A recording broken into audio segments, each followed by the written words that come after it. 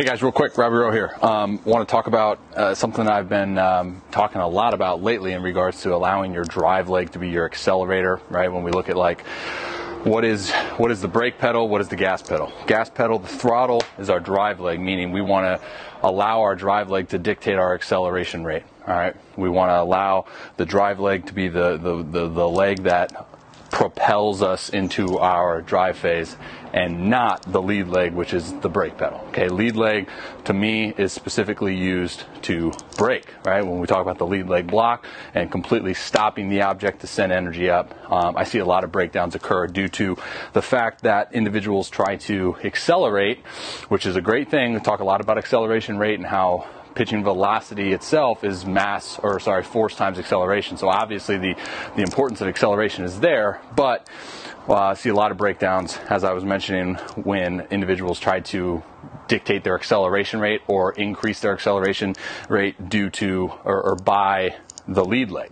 The breakdown specifically is typically when the lead leg is dominant over the accelerator and the drive leg then gets pulled early. So when we look at the drive leg mechanics, we look at the importance behind absorbing, producing, and storing energy or force, right?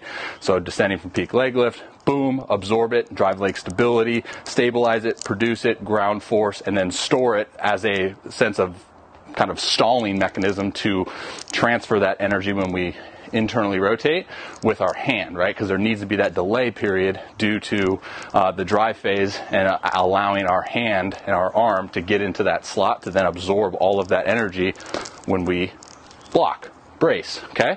So a couple progressions that we can do to help create this type of sensation or this feeling is one, a simple back pedal throw. Okay, this is kind of different than the pull down variation of the back pedal throw, in which the pull down variation is when you're kind of sprinting back pedal and going. You can incorporate that within your pull downs, but a back pedal throw is just going to be looking like this. Okay, so we go here, boom, back pedal, turn, and throw. That was cheddar for the first throw of the day. Holy smokes.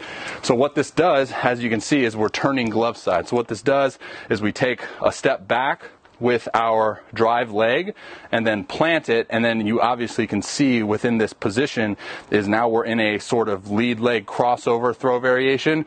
So then you can feel the drive leg dictating that acceleration rate, so you can store that energy in the drive leg, and then your lead leg is kind of just a byproduct up until the point in which you anchor down. Now that is very similar to the next progression, where you would do sort of a lead leg kind of crossover preset variation here, where your lead leg is kind of counter rotated inward, so you're leading with the heel, and all you're going to do is try to lead with the heel all the way until you anchor down. Obviously the pelvis has to rotate, so you're going to preset kind of this little tilt here with the pelvis and then go into your throw. Now a big emphasis is putting that energy into the whole entire foot. I'm thinking about kind of putting in a little bit with the heel to activate and contract from the hamstring and the butt.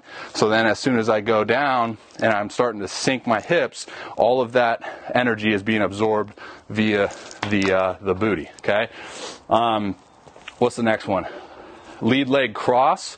So this is one that I talk about to help with acceleration as well. You're basically going to set up with the lead leg crossed over the drive leg. You can do a preset or you can do hands closed. It doesn't really matter.